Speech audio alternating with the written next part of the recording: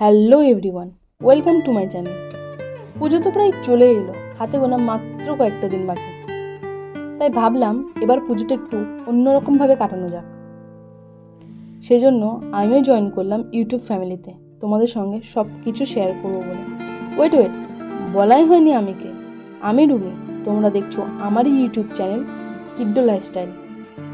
Basically এই channel খোলা আমার শান্তিপুর শহরকে তোমাদের সামনে তুলে ধরার জন্য।